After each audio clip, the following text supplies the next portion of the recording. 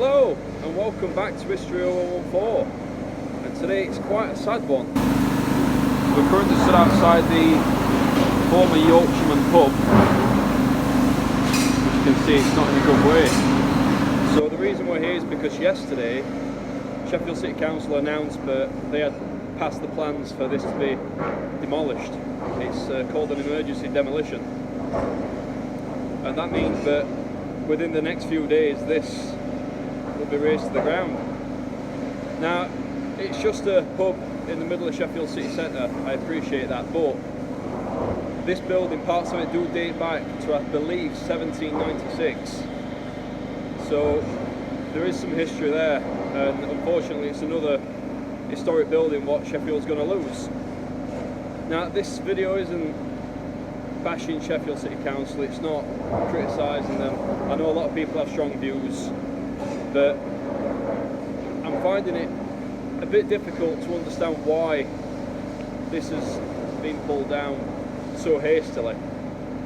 What the council are saying essentially is, so as you can see, there's a lot of works going on here. This is where the new hotel is going to be in Sheffield City Centre. So you can see just behind there's a big gap between the Red Girder building and the Yorkshireman, and they are saying that the building what was there was supporting the Yorkshireman, and now that's gone.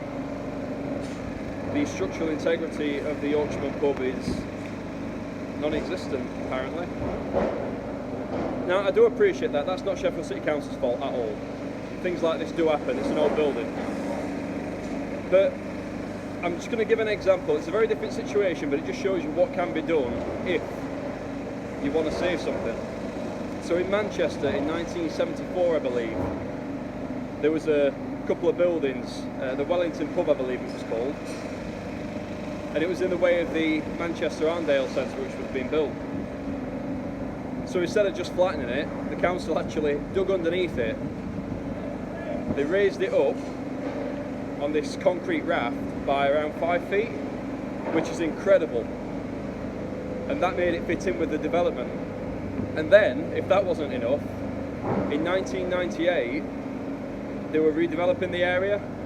I'm not sure the exact circumstances why it couldn't stay, but instead of demolishing it again, they literally took it down piece by piece and rebuilt it not far from Manchester Cathedral, so it's still there.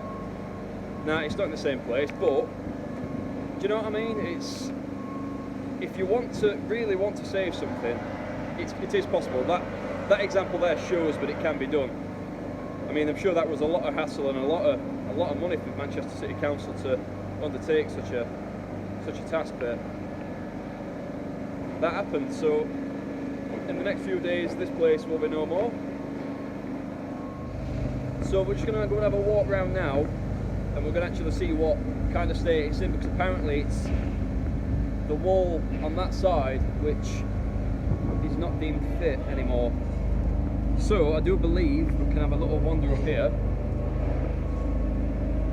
and just have a look at what actually is going on.